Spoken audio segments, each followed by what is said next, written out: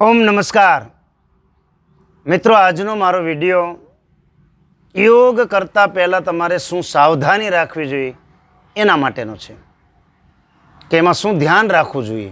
તમારે નિયમિત યોગ કરી તંદુરસ્તી મેળવવી હોય તો અમુક કાળજી પણ રાખવી જોઈએ। મિત્રો, પ્રથમ કે જો તમે નિયમિત યોગ સાથે જોડાવા માંગતા હોય, નિયમિત યોગ કરવા માંગતા હોય તો સૂર્યોદય પહેલા યોગ કરવા જોઈએ। અને કદાચ તમારી પાસે ટાઈમ ન હોય સવારે યોગ કરવાનો તો સાંજે સૂર્યાસ્ત પછી યોગ કરવા જોઈએ, પણ વધારે લાભ સૂર્યોદય પહેલાં કરવાથી થાય છે। આ પ્રથમ। બીજું કે યોગ કરતાં પહેલાં તમારું પેટ સાફ હોવું જોઈએ, કબજિયાત જેવું કાંઈ પણ હોવું ન જોઈએ, અને એ માટે તમારે શરૂઆતમાં કબજિયાત મટાડવાનો પ્રયત્ન કરવો જોઈએ। મિત્રો, સવારે નળના કોઠે નવશેકું પાણીનો પ્રયોગ કરો। 1 ગ્લાસ, 2 ગ્લાસ, 3 ગ્લાસ, 4 ગ્લાસ, મારી જેમ 4 ગ્લાસ નવશેકું પાણી પીવો તો કબજિયાત ક્યારેય નહીં રહે। એટલે નવશેકા પાણીનો પ્રયોગ કરો, એનાથી કબજિયાત ન મટે તો પાણી ચાલુ રાખો, અને સાંજે શક્ય હોય તો પપૈયું ખાઓ। થોડાક દિવસ, અઠવાડિયું કાળજી રાખશો એટલે કબજિયાત જળમૂળમાંથી મટી જશે અને તમે યોગ કરી શકશો। અને જ્યારે તમે યોગ શરૂઆત કરો ત્યારે બને ત્યાં સુધી ઓછા યોગ કરવા, વધારે પડતા ન કરવા। શરૂઆતમાં ધીરે ધીરેથી આગળ વધતું રહેવું, આવી સાવધાની ખાસ રાખજો। અને યોગ કરવા બેસો ત્યારે સુતરાઉ કાપડનો પટ્ટો તમારો હોવો જોઈએ। ખાદી ભંડારમાંથી લાવીને ખાદીનો જો મોટું આસન પાથરો તો અતિ ઉત્તમ। આ ખાસ કાળજી રાખજો, કારણ કે એ ખૂબ જરૂરી છે। અને એવી જગ્યાએ બેસો જ્યાં હવાની અવરજવર સરસ હોય, હવાની અવરજવર હોય, ખુલ્લા વાતાવરણની અંદર કરવાનો પ્રયત્ન ખાસ કરજો મિત્રો, શક્ય હોય ત્યાં સુધી।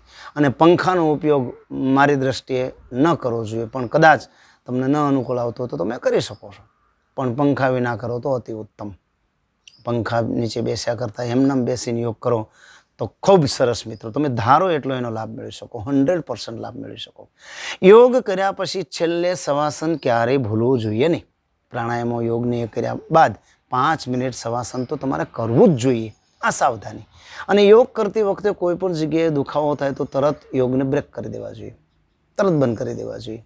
ખાસ ધ્યાનમાં રાખજો મિત્રો, જ્યારે તમને એવું લાગે ત્યારે। અને યોગ કરતાં પહેલાં શરૂઆતમાં તમે સૂક્ષ્મ વ્યાયામો કરો, શરીરને હળવી કસરત આપો, પછી તમે યોગ તરફ જાઓ। પ્રાણાયામો ટોપ લેવલ ઉપર છે, અને મારી આ ચેનલની અંદર મેં 10 પ્રાણાયામો શીખવાડેલ છે। 10 પ્રાણાયામનો વિડીયો જોઈને જો નિયમિત 10 પ્રાણાયામો કરશો તો અતિ ઉત્તમ, જબરજસ્ત લાભ તમે યોગનો મેળવી શકશો।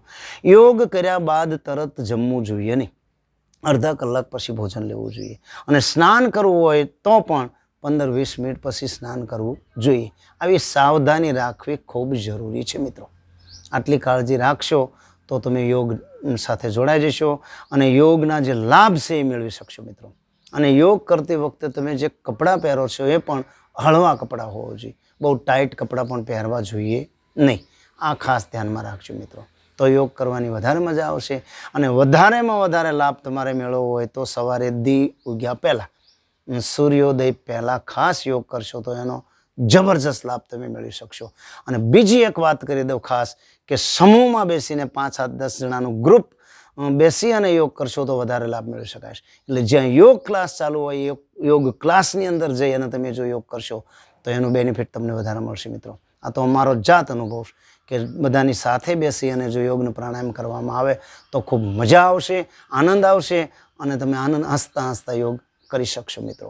અને શરૂઆતમાં ઓછા યોગ કરજો, પણ ધીરે ધીરે આગળ વધી અને તમે પરફેક્ટ યોગ કરી શકો છો મિત્રો। અને અમારી ચેનલની અંદર તમારે ઘેર બેઠા યોગ કરવા હોય તો એવા મેં 100થી વધારે વિડીયો મૂક્યા છે, એ જોઈ ઘેર બેઠા પણ તમે યોગ કરી શકો છો મિત્રો। એટલે બને ત્યાં સુધી આવા ટાઈમિંગને ધ્યાનમાં રાખજો। અને કદાચ તમારે કોઈ ટાઈમ સાથે સેટ ન થતું હોય તો પણ તમે યોગ તો કરી જ શકો છો મિત્રો। નમસ્કાર।